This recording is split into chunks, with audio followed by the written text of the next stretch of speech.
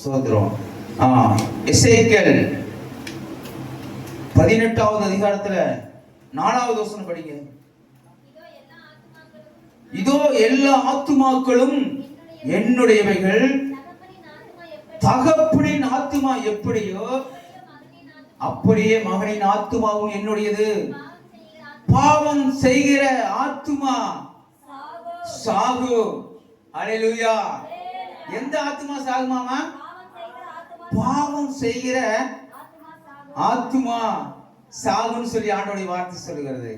அல்லேலூயா, அல்லேலூயா, அல்லேலூயா.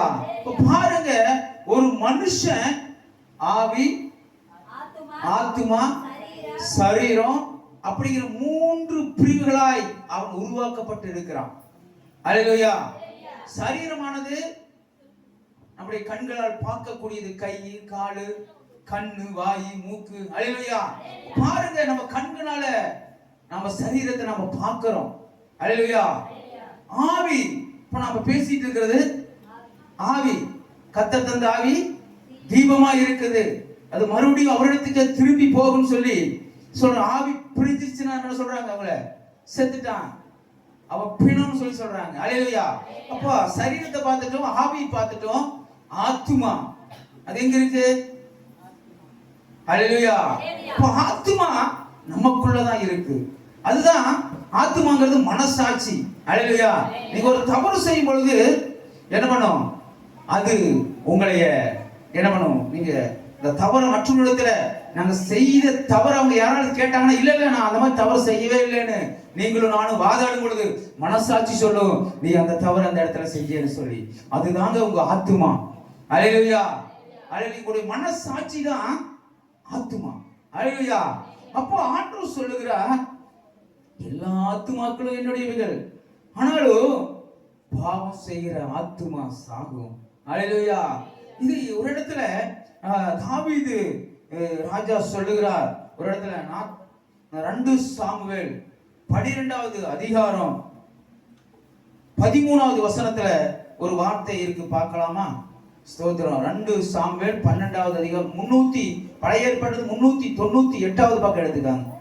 398வது பக்கம்.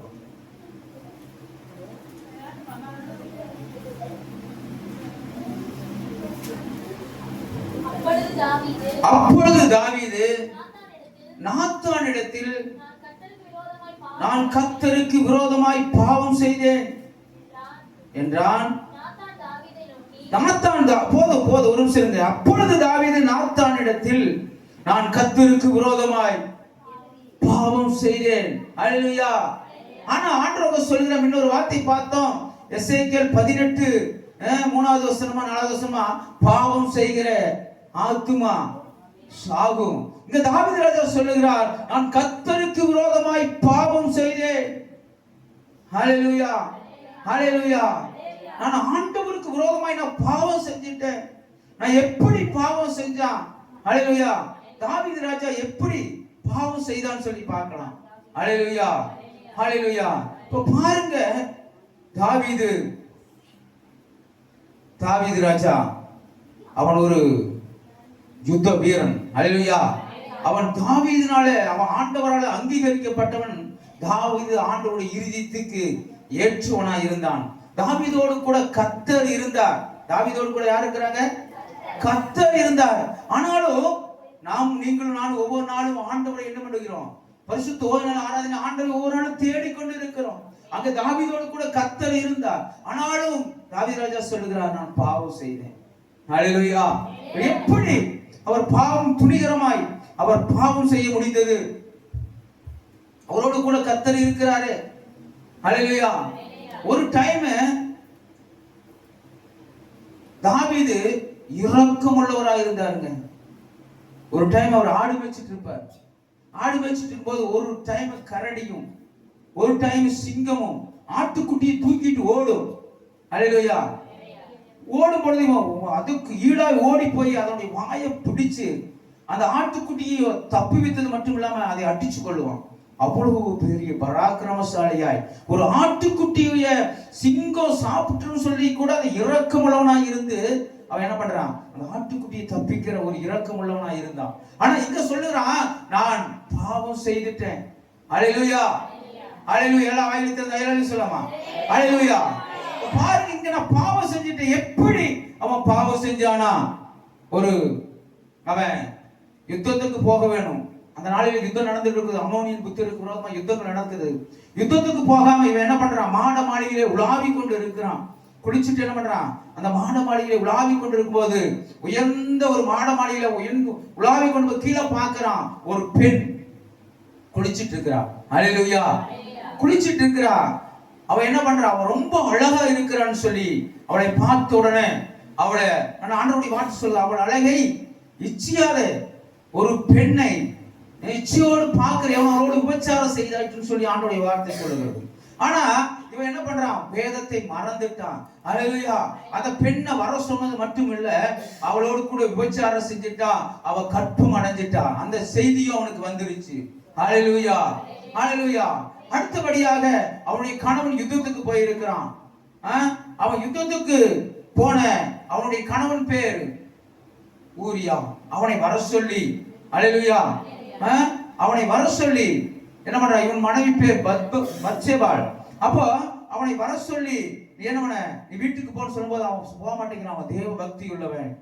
ஆண்டவர் என்னுடைய என்ன பண்றாங்க, என்னுடைய போர் வீரர்கள் எல்லாம் இங்கிருந்து எல்லாம் யுத்தத்துக்கு போயிருக்கிறாங்க. நான் என் மனைவியோடு கூட சந்தோஷமா இருப்பதுக்கு நான் யுத்தத்துக்கு நான் போக மாட்டேன்னு சொல்லி அவன் அங்க படுத்திருக்கிறான். படுத்திருந்த இவனை என்ன பண்றான், மறுபடியும் யுத்தத்துக்கு போக சொல்லி ஒரு லெட்டர் எழுதி கொடுத்து அந்த உரியாவை அந்த யுத்தத்துல வச்சு, அந்த பத்சேபாளுடைய கணவனை யுத்தத்துல வச்சு அவங்க வெட்டி கொன்றுறான். அல்லேலூயா. கொன்று நீ யுத்தத்துல உரியாவை வெட்டி கொன்றுன்னு சொல்லி அவன் நிருபம் எழுதி கொடுக்கிறான். அதே மாதிரி அவன் என்ன பண்ணிட்டான், மறைமுகமா எழுதி கொடுக்கிறான். அல்லேலூயா. அங்க யுத்தத்துல அவனை வச்சு பத்சேபாளுடைய கணவன் உரியாவை அங்க யுத்தத்துல வெட்டி கொள்றாங்க. இவன் தான் தாவீது ராஜா தான் எழுதி கொடுக்கிறான். ஒரு ஆட்டுக்குட்டிக்காக ஒரு சிங்கம் ஒரு ஆட்டுக்குட்டியை தூக்கிட்டு போகுதுன்னு சொல்லி இரக்கமுள்ளவனாய் பரிதாபமுள்ளவனாய் இருந்த அவன் அங்க என்ன பண்றான், ஒரு மனுஷனுடைய உயிரையே கொள்ளுகிறான். அல்லேலூயா. இது என்ன பண்ணுது, இது மறைமுகமா நடக்குது, யாருக்குமே தெரியாது. அல்லேலூயா. இவன் என்ன பண்ணுங்க, நியாயாதிபதிகள் லெட்டர் எழுதி அவங்ககிட்டயே உரியா கிட்டே கொடுத்துடுறான். யுத்தத்துல கொண்டு போய் கிட்ட கொடுக்குறாங்க, ராணுவ வீரர்கள் கிட்ட கொடுக்கு. இதெல்லாம் என்ன பண்ணுது, யாருக்குமே தெரியாது. இது யாருக்கு, தாவீதுக்கும் இவன் மனைவிக்கு எடுத்தது எல்லாமே தாவீதுக்கு மட்டும்தான் தெரியும். ஆனா இங்க பாருங்க, அடுத்தது ஆண்டவர் சொல்லுகிறார், நாத்தான் தீர்க்கதரிசி அனுப்பி ஆண்டவர் சொல்லுகிறார், தாவீதினிடத்தில் நீ போய் சொல்லு ஒரு கதையை போய் சொல்றார். எப்படி, ஒரு ஊர்ல ஒரு பணக்காரர் இருந்தான். அதே ஒரு ஊர்ல ரெண்டு மனுஷர்கள் இருந்தாங்க. ஒருத்தன் பணக்காரன், இன்னொருத்தன் ஏழை. அல்லேலூயா. ஆமா, ஏழைக்கு ஒரே ஒரு ஆடு இருந்துச்சு. அந்த ஆடு தன் பிள்ளையை போல அவனிடத்தில் வளர்ந்தது. அவன் படுக்கிற இடத்த அது படுத்துக்கும். அவன் பார்த்துக்கிட்டே தண்ணி கொண்டு போய் ஊத்துவான், தண்ணியும் குடிக்கும். அல்லேலூயா. அவன் ஏதாவது சாப்பிட்டு தானே ஓடி போய் அது என்ன பண்ணும், பிடிக்கிட்டு வந்துடும். வாயில வச்சிருந்தா கூட பிடிக்கிட்டு வந்தது. தன்னுடைய வாயின் அப்பத்தை சாப்பிட்டு, அல்லேலூயா, ஒரே பிள்ளை போல அவனுக்கு ஒரு ஆடத்தவனுக்கு எதுவுமே இல்லை. அல்லேலூயா. அப்போ அது பிள்ளை போல வளர்ந்துச்சு. படுத்துதான மடியில் வந்து படுத்துக்கும். அவன் சாப்பிட்டான வாயிலிருந்து பிடிக்கிட்டு போயிடும். ஆனா இந்த பணக்காரனுக்கோ திரளான ஆடு மாடுகள் இருந்துச்சு. ஆனா அந்த பணக்காரன் வீட்டுக்கு ஒரு விருந்தாளி வந்தா, அந்த விருந்தாளி இவங்கிட்ட இருக்கிற திரளான ஆடு மாடுகளை ஒன்றை பிடித்து அடித்து அவனுக்கு விருந்து சமைக்க அவனுக்கு மனதில்லாமல் இந்த ஏழை தரித்திரன் வைத்திருந்த அந்த ஒரு ஆட்டுக்குட்டிய என்ன பண்ணிட்டான், அதையே பிடிக்கிட்டு போய் அதையே சமையல் செஞ்சு அந்த விருந்தாளிக்கு பணக்காரன் போட்டான்னு சொல்லும்போது தாவீது ராஜாவுக்கு பயங்கரமாய் கோபம் வருகிறது. அல்லேலூயா, அல்லேலூயா. யார் அவன்? அவன் மரணத்துக்கு பாத்திரவான்.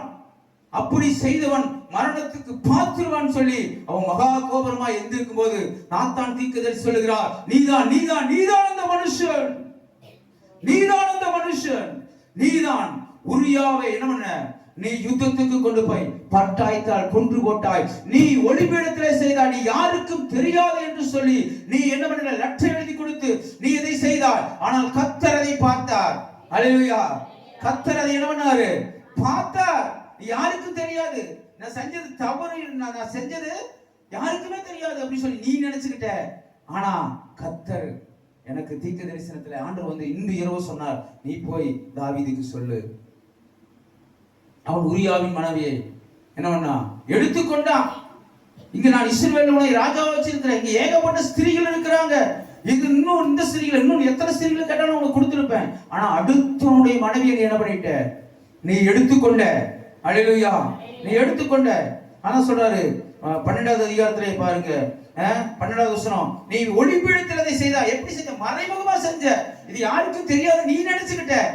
ஆனா காண்கிற தேவன் ஒருவர் இருக்கிறார். அல்லேலூயா, அவருக்கு தெரியாது எதுவுமே இல்லை. அல்லேலூயா, அவர் அதை பார்த்தார். எதனால சொல்றானா, ஒரு ஆட்டுக்குட்டி கதையை ஏன் சொல்றானா, தாவீது சின்னதுல இருந்து ஆடு மேய்ச்சிட்டு இருந்தான். ஆட்டுக்குட்டி கதை மூலமா சொன்னா அவனுக்கு நல்லா புரியுங்கிறதுக்காக தான் அந்த ஆட்டுக்குட்டி கதை வச்சு நாத்தான் தீர்க்கதரிசி அவங்களுக்கு சொல்றார். அல்லேலூயா. அப்போ ஸ்தோத்திரம். அப்பதான் அவன் சொல்றான், நான் சொல்றான் தாவீது நாத்தான் இடத்துல, நான் கர்த்தருக்கு விரோதமாய் நான் பாவம் செஞ்சேன். அண்ணா வரைக்கும் அவனுக்கு அது பாவம்னு தெரியல. அல்லேலூயா, பாவம் பாவம். அவன் மனுஷனாதான் அவன் இருக்கிறான். பாவம் செய்கிற ஆத்துமா சாகுன்னு பார்த்தோம். அங்க பாவம் செஞ்சிட்ட அந்த தாவீது ராஜா என்ன பண்ணல, சாகல. அவன் உயிரோடு தான் இருக்கிறான், நல்லா சுத்திட்டு இருக்கிறான், நல்லா எல்லாத்துக்கூட பேசிட்டு இருக்கிறான். அவன் செத்துட்டானா? இல்ல, அவன் சரீர பிரகாரமா உயிரோடு தான் இருக்கிறான். ஆனா அவனுடைய இருதயத்தில் இருந்த அந்த ஆத்துமா செத்துருச்சு. அந்த உணர்வே இல்லை அவனுக்கு. பாருங்க, அங்க ஒரு ஆட்டுக்குட்டி சிங்கத்தை பிடிச்சு, இங்க ஒரு ஆட்டுக்குட்டி பிடிச்சு போதுனா அதை என்ன பண்ணணும், ஓடி போய் பிடிச்சு அதை பிடுங்குறவனா இருக்கிறான். இங்க ஒரு மனுஷனையே யுத்தத்துக்கு விட்டு கொல்ற ஒரு கொலைகாரனாய் மாறிட்டான். உணர்வு இல்லை. அல்லேலூயா. இப்போ உணர்வு இருக்கணும். உணர்வு. இப்போ பரிசுத்த ஆவியான நமக்குள்ள இருந்தா பாவத்தை குறித்தும் நீதி குறித்தும் நியாய தீர்ப்பை குறித்தும் அவர் கண்டித்து உணர்த்துவார். அல்லேலூயா, அல்லேலூயா. இப்போ பாவம், அவன் பாவத்தை அவன் என்ன பண்ணான், பாவம் அவனை ஆட்கொண்டது.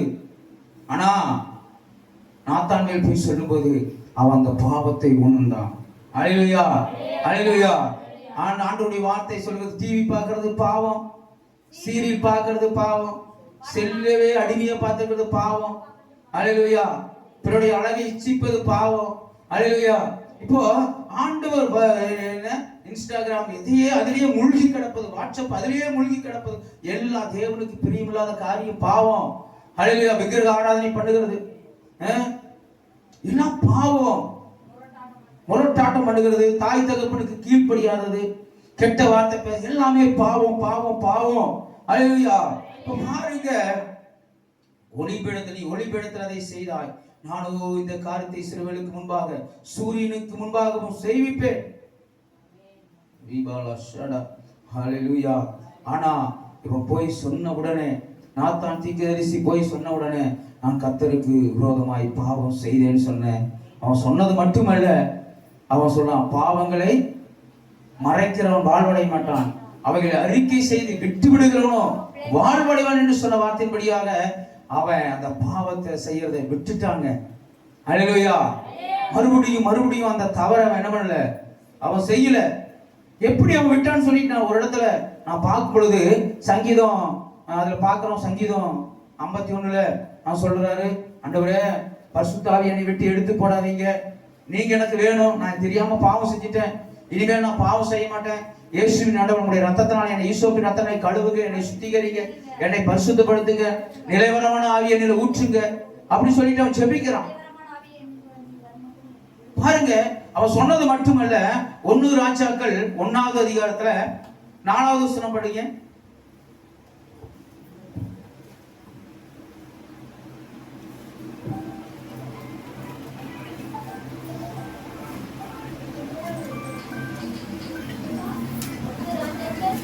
ஒன்னாவது அதிகாரம் 4வது வசனம்.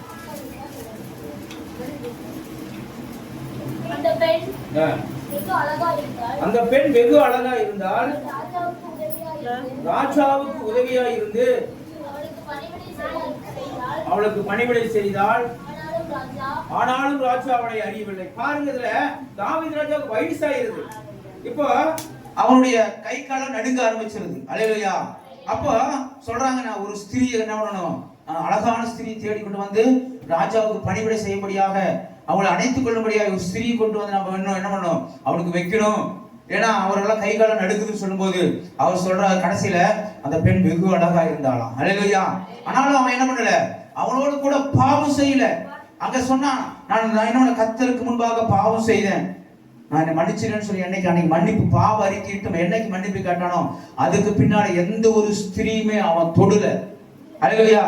பாவங்களை அறிக்கை செய்து விட்டு விடுகிறவன் வாழ்வடைவான் என்று சொன்ன வார்த்தையின்படியாக அவன் நித்திய ஜீவனுக்கு போக வேண்டுங்கிற அந்த எண்ணம் அவனுக்குள்ள இருந்ததுனால அவன் பாவங்களை அறிக்கையிட்டது மட்டுமல்ல, அந்த மாதிரி பாவ காரியங்களை அவன் செய்யாதபடி கர்த்தர் அவனை தடுத்தார். கர்த்தர் அவனோடு கூட இருந்தனால அவன் தடுக்கப்பட்டான். அல்லேலூயா. அல்லேலூயா. நீங்களும் நானும் எப்படி இருக்கிறோம்? அல்லேலூயா. செய்த பாவங்களையே மறுபடியும் மறுபடியும் மறுபடியும் நாம செய்து கொண்டு இருந்தோம்னா நம்மளுக்குள்ள அந்த பாவ உணர்வு இருக்காது. அல்லேலூயா. அல்லேலூயா. நாம செத்தவங்க மேலதான் புல்டாஸ் ஏத்துனா நம்மளுக்கு வலிக்குமா? வலிக்காது. உயிரோடு இருக்க நமக்கு கிள்ளுனா கூட வலிக்கும். அல்லேலூயா. அப்படிதான் ஸ்தோத்திரம். அப்படிதான் பாவம் உணர்வு. அப்படிதான் பரிசுத்த ஆவியானவர் உங்களுக்குள்ள இருந்துட்டாருன்னா, நீங்க ஏதோ ஒரு பாவம் செஞ்சீங்கன்னா ஆண்டவர் உங்களுக்கு அதை என்ன பண்ண வெளிப்படையாய் காட்டுவார். இது செஞ்சிட்ட தவறு, நீ மன்னிப்பு கேளுன்னு சொல்லி ஆண்டவர் சொல்லுவார். ஆண்டவர் உங்களுக்குள்ள இல்லைனா, உங்களை ஆத்மா செத்து கிடந்துச்சுன்னா உங்களுக்கு அந்த பாவ உணர்வே வராது. அம்மா அப்பாவை எதிர்த்து பேசுறோம், அது பாவம்னு தெரியாது. கெட்ட வார்த்தை பேசுறது பாவம்னு தெரியாது. அல்லேலூயா. ஆமா. மற்றவங்களை குற்றப்படுத்தி பேசுகிறது பாவம்னு தெரியாது. ஆனா ஆண்டவர் உங்களுக்குள்ள இருந்தா இது பாவம்னு சொல்லி ஆண்டவருக்கு சுட்டி காட்டுவார். அல்லேலூயா. அல்லேலூயா. அல்லேலூயா. ஸ்தோத்திரம். ஸ்தோத்திரம். ஹல்லேலூயா. இப்ப பாருங்க, லூக்கா 15வது அதிகாரத்துல 18வது வசனம் பாருங்க. நான் எழுந்து, புதிய ஏற்பாடுல எத்தனாவது பக்கம் சொல்லிருங்க? 106வது பக்கம் எடுத்துக்காங்க எல்லாரும். புதிய ஏற்பாடுல 106வது பக்கம் எடுத்துக்காங்க. ஹல்லேலூயா. நான் எழுந்து தகப்பனிடத்துக்கு போய், தகப்பனே, பரத்துக்கு விரோதமாய் உனக்கு முன்பாகவும் பாவம் செய்தேன், இனிமேல் உம்முடைய குமார் என்று சொல்லப்படுவதற்கு நான் பாத்திரன் அல்ல, உம்முடைய கூலிக்காரில் ஒருவனாக என்னை வைத்துக் கொள்ளும் என்பேன். ஹல்லேலூயா. ஹல்லேலூயா. பாருங்க, ஒரு தகப்பன் இருக்கிறான். தகப்பனுக்கு என்ன 2 பசங்க இருக்கிறாங்க. அவனுக்கு பயங்கரமான ஆஸ்தி, அவனும் ஒரு ஐஸ்வர்யமா. இதுல இளைய மகன் என்ன பண்றான், என்னுடைய ஆஸ்திகளை எனக்கு கொடுன்னு சொல்லி வாங்கி கொண்டு போய் அவன் துன்மார்க்கமா விபச்சாரம் வேசித்தனம் செஞ்சு அவன் தனக்கு உண்டான ஐஸ்வர்யங்களை அவன் செலவழிக்கிறான். அல்லேலூயா. அவன் போன இடத்துல பயங்கரமான பஞ்சம். ஒரு பண்ணி மேய்க்கிற இடத்துல அவன் என்ன பண்றான், வேலைக்கு சேர்றான். அந்த பண்ணி திங்கிற தவிடு கூட அவனுக்கு கிடைக்கல. அல்லேலூயா. அப்பொழுதுதான் அவனுக்கு உணர்வு வருது, என் தகப்ப வீட்டுல எங்க அப்பா 1000 பேருக்கு கூலிக்காரருக்கு சாப்பாடு போடுறாரு. எங்க அப்பாவுடைய மகனாகிய நான் இன்னைக்கு என்ன பண்றேன், ஒருவேளை சாப்பாட்டுக்கு கூட வழி இல்லாம இன்னைக்கு என்ன பண்றேன், நான் பண்ணி திங்கிற தவிடு கூட எனக்கு கிடைக்கலையேன்னு சொல்லிட்டு அவன் தன் இருதயத்துல வருத்தப்பட்டது மட்டும் இல்ல, அவன் சொல்லுகிறான், நான் எழுந்து நான் போய் ஆண்டவரே, அப்பா, நம்மளுக்கு முன்பாக நான் பாவம் செஞ்சிட்டேன். அல்லேலூயா. பாவம் செஞ்சிட்டேன், உம்முடைய குமார் என்று சொல்லப்படுவது நான் பாத்திரவான் அல்ல, உம்முடைய கூலிக்காரர் ஒருவனை என்னை வச்சுக்கொள்ளுங்கன்னு சொல்லிட்டு அவனுக்குள்ள பாவ உணர்வு வந்து, நான் விபச்சாரம் செஞ்சு வேசித்தனம் செஞ்சு எனக்கு உண்டான எல்லாவற்றையுமே நான் அழித்து போட்டுட்டேன் அப்படிங்கிற, ஆனால் உங்களுடைய குமாரன் அல்ல, உங்களுடைய பிள்ளையா வேண்டாம், ஒரு வேலைக்காரல ஒருவனை என்னை வச்சுக்கொள்ளுங்கன்னு சொல்லி அவன் அந்த பாவ உணர்வு அவருக்குள்ள வருது பாருங்க. அல்லேலூயா. அல்லேலூயா. உங்களுக்கும் எனக்கும் அந்த பாவங்கிற உணர்வு உங்களுக்குள்ள இருக்கணும். அல்லேலூயா. எல்லாவற்றையுமே பைபிள் படிக்காததும் பாவம் தான், செபிக்காததும் பாவம் தான், தினைக்கும் ஆண்டவர் துதிக்காததும் பாவம் தான். அல்லேலூயா. உலகத்தாரோடு கூட அனுதினம் ஐக்கியம் வச்சுக்கிறதும் பாவம் தான், சினிமா பார்க்கறதும் பாவம் தான், சீரியல் பார்க்கறதும் பாவம் தான். அல்லேலூயா. ஆண்டவரை விட்டு விலகிறது பாவம் தான். ஆனாலும் நிறைய காரியங்களை நம்ம பாவம் செய்கிறோம். அல்லேலூயா. ஆமா. தன் கணவன் குடிகாரனா இருந்தா அவங்களோட கூட சண்டை போடுறதும் பாவம் தான். அல்லேலூயா. ஆமா, ஒரு குடிகாரா இருக்கிறாங்க, தன்னுடைய குடும்பத்துக்கு கீழ்ப்படியில, அவங்களை நீங்க கெட்ட வார்த்தையில் திட்டினாலும் அது பாவம் தான், அவங்களை நீங்க அடிச்சாலும் பாவம் தான். ஆனா ஆண்டவர் சொல்லுகிறாரு, ஆண்டவர் எப்ப அவர் சொல்லுகிறாருன்னா, ஆண்டவர் உங்களுடைய பாதத்தை நீங்க காத்திருந்தீங்கன்னா உங்களுடைய கணவர்களை, உங்களுடைய பிள்ளை கீழ்ப்படியாத உங்களுடைய பிள்ளைகளை அவர் பரிசுத்தப்படுத்த, உங்க கணவரை கர்த்தர் பரிசுத்தப்படுத்த, ஆண்டவர் ஒழுங்குபடுத்த தேவனால முடியும். நாம யுத்தம் செய்யறதுனாலதான் ஆண்டவர் யுத்தம் செய்ய முடியல. நீங்க சும்மா இருங்க, நான் உங்களுக்காக யுத்தம் செய்கிறேன்னு சொல்லி ஆண்டவர் சொல்லியிருக்கிறார். நீங்களும் நானும் என்ன பண்ணல, ஆண்டவர் யுத்தம் செய்யறதுக்கு நீங்களும் நானும் விட்டு கொடுக்கிறது இல்ல. நாம முதல் யுத்தம் செய்கிறோம். அப்ப ஆண்டவர் சொல்லி, நீ யுத்தம் செஞ்சுங்க, நான் விலகி போகிறேன்னு சொல்லி ஆண்டவர் விலகி போகிறார். அல்லேலூயா. யுத்தம் கர்த்தருடையது. உங்க வீட்டுல ஒரு பிரச்சனை, மென்மேலும் அந்த பிரச்சனை உங்களை சூழ்ந்து கொண்டே இருக்கு, அந்த பிரச்சனை எச்சாதான் சூழ்ந்து கொண்டு இருக்கும். ஆனா ஆண்டவர் சமூகத்துக்கு கொண்டு போனீங்கன்னா அதுக்கு ஒரு தீர்வு கிடைக்கும். அல்லேலூயா. ஒரு கணவர் குடிகாரா இருக்கிறாங்க, நீங்க அடிக்கிறீங்க ஒரு நாளைக்கு. அல்லேலூயா. அடிக்கிறதுனால ரட்சிக்கப்பட்ட பிள்ளைங்க யாரையும் கெட்ட வார்த்தையில பேசுறீங்கன்னா சாபம் உங்களுக்கு தான். ஞானஸ்தானம் எடுத்துட்டீங்க, இயேசுவின் ரத்தத்தினால கழுவப்பட்டு ஞானஸ்தானம் எடுத்துட்டீங்கன்னா யாரையுமே நீங்க அடிக்க கூடாது. அடிச்சீங்கன்னா சாபம் அவங்களுக்கு இல்ல, உங்களுக்கும் எனக்கும். யாரையும் கெட்ட வார்த்தையில பேசக்கூடாது, திட்டக்கூடாது, மற்றவர்களை குற்றப்படுத்தக்கூடாது. பேசுனா சாபம் அவங்களுக்கு இல்ல, நமக்கு. நாம நினைச்சிட்டோம் மனுஷ பிரகாரம் அவங்க செஞ்சாங்க நான் செய்யறேன். இல்ல, தேவனுடைய நீதி அதல்ல. தேவனுடைய நீதி வேற.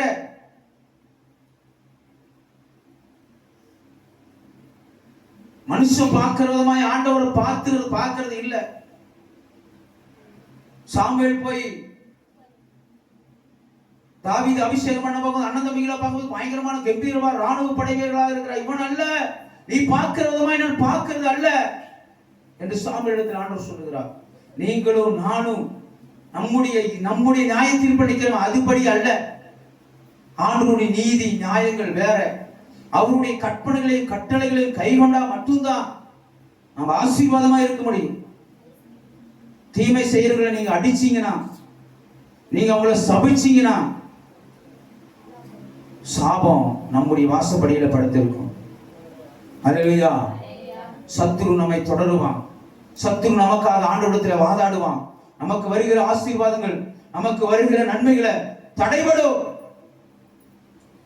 உணர்வடையுங்க, உணர்வு வரும் நம்மளுக்கு. ஆண்டவரே, ஒரு சமயம் அப்படிப்பட்ட காரியங்கள் நம்ம செஞ்சா, அல்லேலூயா அல்லேலூயா, தேவனுக்கு விரோதமாய் பாவம் செஞ்சிருந்தா நிச்சயமாய் நம்ம ஆண்டவரிடத்துல மன்னிப்பு கேட்கணும். மனம் கசந்து ஆண்டவர் சமூகத்தில் அழுகணும். ஆண்டவரே, என் கணவனுக்கு விரோதமாய், என் பிள்ளைகளுக்கு விரோதமாய், ஆண்டவரே உலகத்தாருக்கு விரோதமாய் நான் அவங்களை குற்றப்படுத்தி பேசிட்டேன், என்னை மன்னியும் ஆண்டவரே, என்னை மன்னியும். இந்த நாளே நீர் எனக்கு வெளிப்படுத்துகிறேன், என்னை மன்னியும் ஆண்டவரே என்று சொல்லி ஆண்டவர் சமூகத்துல நாம் அழுகிறவர்களாய் இருக்கணும். அல்லேலூயா அல்லேலூயா. பாவங்களை அறிக்கை இட்டு விட்டு விடுகிறோம், நாம் வாழ்வடைவான். அது மட்டுமல்ல, இன்று முதல் அந்த மாதிரி காரியங்களை நம்ம செய்யறத அறிக்கை செய்து நாம விட்டு விடணும். அல்லேலூயா அல்லேலூயா அல்லேலூயா. சத்துருக்களை கர்த்தர் சிநேகிக்க தான் சொல்லியிருக்கிறார்.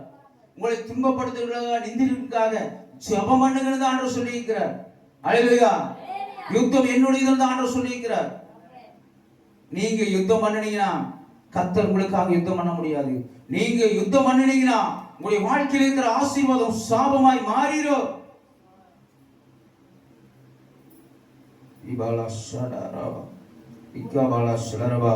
அதனால நீங்களும் நானும் யுத்தம் பண்ணுகிறதை விட்டு விட்டு ஆண்டோடைய கரத்தல கொடுங்க. எந்த பிரச்சனையா இருந்தாலும் இயேசுவின் நாமத்தினால எதிர்த்து நில்லுங்க. கர்த்தர் உங்களுக்கு துணையாய் இருப்பார். ஆண்டவர் உங்களுக்கு துணையாய் இருப்பார். பிசாசு உங்களுடைய ஆசீர்வாதங்களை கெடுக்கும்படியாய் சில தந்திரமான வேலைகளை அவன் செய்வான். அவனுக்கு நீங்க இடம் கொடுக்காதபடி தேவனுடைய வார்த்தை என்ன சொல்லுது, ஆண்டவர் என்ன சொல்றாரோ அதை உற்று நோக்குங்க. ஆண்டுடைய பாதையில நடங்க. நமக்கு நாம் யுத்தம் செய்கிறது ஆண்டுடைய பாதையில், அது பிசாசுடைய பாதை. ஆண்டவரே, உங்களுடைய பாதையில நடக்க எனக்கு உதவி செய்ய ஒரு வல்லவராய் இருக்கிறார். நிச்சயமாய் ஆண்டவர்களுக்கு உதவி செய்வார். சோதிக்கப்படுவர்களுக்கு அவர் உதவி செய்ய வல்லவராய் இருக்கிறார். அவர் உங்களுக்காக எனக்காக அடிக்கப்பட்டு ரத்தம் சிந்தி, அந்த ரத்தம் இன்னைக்கும் உயிரோடு இருக்கு. இயேசுவின் ரத்தத்தை நீங்க பயன்படுத்துங்க. யாராவது உங்களை எதிர்த்தாங்கன்னா, யாராவது உங்களுக்கு விரோதமா எழும்பினாங்கன்னா, இயேசுவின் ரத்தத்தினால உன்னை மேற்கொள்ளுகிறேன். யாவனுக்குள்ள உங்களை குற்றப்படுத்தி பேசுறாங்களா, நீங்க சொல்லுங்க, இயேசுவின் நாமத்தினால குற்றப்படுத்துகிற ஆவியை உன்னை கடிந்து கொள்கிறேன், இயேசுவின் ரத்தத்தை உன் மீது தெளிக்கிறேன் என்று சொல்லி பயமில்லாமல் இயேசுவின் ரத்தத்தினால, இயேசுவின் நாமத்தினால அவர்களை எதிர்த்து பேசுங்க. கெட்ட வார்த்தை உங்கள் வாயிலிருந்து புறப்பட வேண்டாம். அவர்களை அடிக்க வேண்டாம், அவங்களை நீங்க அவமானப்படுத்த வேண்டாம். ஆனாலும் இயேசுவின் நாமத்தினால எதிர்த்து நில்லுங்க. எதுவான கோயம்புத்தூர்ல வந்த அந்த பாஸ்டர் ஒரு சாட்சி சொன்னார். என்னுடைய சகோதரன் என்ன பண்ணா, நான் ஏற்றுக்கொண்டதுனால என்னை குத்த வந்தா, நான் போனேன், குத்துடா குத்து, இயேசுவின் நாமத்தினால என்னை குத்துடா வாடான்னு சொல்லி சொல்லும்போது, இயேசுவின் நாமத்தை சொல்லும்போது அவன் போய் சுருண்டு ஒரு இடத்துல உட்கார்ந்துட்டான். அவன் வாய் முழுவதும் பிள்ளேடு போட்டு மென்னு என்ன மூஞ்சில துப்பறக்கு வந்தான். என் கையில ஒரு கத்தி, சூரிய கத்தி வச்சிருந்தான், பட்டன் கத்திய. வாடா வா வா, இயேசுவின் நாமத்தினால உன்னை மேற்கொள்ளன்னு சொல்லும் பொழுது, இயேசுவின் ரத்தத்தினால உன்னை மேற்கொள்ளன்னு சொல்லும் போது, அவனுக்குள்ள இருக்கிற சத்துரு அடங்கி போய் மூலையில உட்கார்ந்தான்னு சொல்லி சொன்னார். தான் சொல்றது, இயேசுவின் நாமத்தை பயன்படுத்துங்க, இயேசுவின் ரத்தத்தை நீங்க பயன்படுத்துங்க. ஒருவர் உங்க வீட்டுல திருடுறாங்கன்னா அவங்கள திருடுறது அவங்கள, அவங்களுக்குள்ள திருட்டாவி, இயேசுவின் நாமத்தில் திருட்டாவி கடிந்து கொள்கிறேன். உங்களை குற்றப்படுத்துறாங்கன்னா குற்றப்படுத்துற ஆவியை உங்களை இயேசுவின் நாமத்தில் கடிந்து கொள்கிறேன். உன்னை அவமானமாய் பேசுறாங்கன்னா அவமானப்படுத்துகிற ஆவியை, அவனுக்குள்ள கிரிக்கை செய்கிற அவமானப்படுத்துகிற ஆவியை உன் மீது இயேசுவின் ரத்தத்தை தெளிக்கிறேன்னு சொல்லுங்க. அந்த ஆவி அவனை விட்டு வெளியேறும். அதை விட்டுட்டு நீங்களும் நானும் அதை யோசிக்காம, ஆண்டவரை முன்னால வைக்காம, நாம சுயத்துல மாமிசத்துல நீங்களும் நானும் போராடி கொண்டிருந்தா, வாழ்க்கை முழுவதும் போராடுறது மட்டுமல்ல, வாழ்க்கை முழுவதும் உங்களுடைய ஆசீர்வாதம் பறிக்கப்படும். உங்களுடைய வாழ்க்கையில் இருக்கிற நன்மைகள், ஆசீர்வாதங்களை பிசாசு திருடிக் கொள்ளும்படியா இப்படி ஒரு சதி திட்டங்களை அவன் போட்டுக் கொண்டிருக்கிறத நீங்களும் நானும் மறந்து போகக்கூடாது.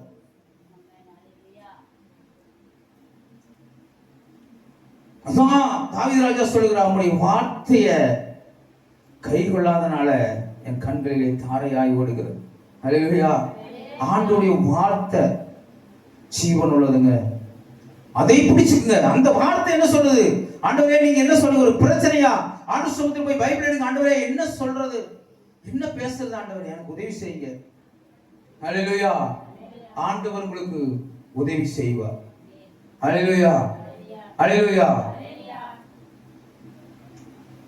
அதை விட்டுட்டு சொந்த சுயத்துல நின்னீங்கன்னா கர்த்தர் அவங்களை அல்ல உங்களையும் என்னையும் நொறுக்குவார். ஆண்டவர் அவங்களை நொறுக்க மாட்டாரு. அவங்க உலக பிரகாரமான மனுஷன், அவங்களை நொறுக்க மாட்டார். ஆண்டவர் உங்களையும் என்னையும் நொறுக்கி ஆசீர்வாதத்தை பிடுங்கி ஒன்றுமில்லாமல் பிசாசு நம்மை ஆக்கிடுவான். அல்லேலூயா. ரொம்ப ஜாக்கிரதையா பாவ உணர்வு தாவீது ராஜா அடைகிறான். அவன் உயிரோடு தான் இருக்கிறான். பாவம் செய்கிற ஆத்மா சாகும். அவன் உரியாவுடைய மனைவியோடு கூட பாவம் செய்யும் போது உயிரோடு தான் இருக்கிறான். அவன் உரியாவை யுத்தத்துல கொல்லும் பொழுதும் அவன் உயிரோடு, அண்ணவனுக்கு அந்த பாவங்கிறது அவன் தெரியல, அந்த உணர்வே வரல. ஆனா என்னைக்கு நாத்தான் மேல் வந்து உணர்த்துறாரோ அப்பதான் அவன் பாவம் உணர்வடைகிறான். பாருங்க, நான் தெரியல, என் கண்ணுக்கு தெரியாம செஞ்சதெல்லாம் நாத்தான் மேல் வந்து சொல்றாரு. அப்ப அவன் நினைக்கிறான், ஆண்டவர் பார்த்து கொண்டு இருக்கிறேன். அல்லேலூயா. நான் யாருக்கும் தெரியாதுன்னு சொல்லி மறைமுகமாக தான் செஞ்சேன், 4 செவத்துக்குள்ளதான் செஞ்சேன், ஒரு பேப்பர்ல எழுதி யாருக்கும் தெரியாது சொல்லி அந்த அந்த ராணுவ அதிகாரி கிட்ட கொடுத்துதான் அவனை கொல்ல செஞ்சேன். இது யாருக்கும், எனக்கும் அந்த ராணுவ அதிகாரிக்கு தெரியும். மனைவியை கெடுத்தது எனக்கு மட்டும் தான் தெரியும், யாருக்கும் தெரியாது. அல்லேலூயா. உங்களுடைய பிரச்சனைகள், உங்களுடைய போத்துல உங்க கண்ணீர் வேதனை யாருக்கும் தெரியாம இருக்கலாம், ஆனா ஆண்டவருக்கு தெரியும். அல்லேலூயா. ஒருவர் பார்த்து கொண்டு இருக்கிறார்ங்கிறத மறக்க கூடாது. உங்க வியாதி இருக்கிறீங்க, உங்க ஆண்டவருக்கு தெரியும்.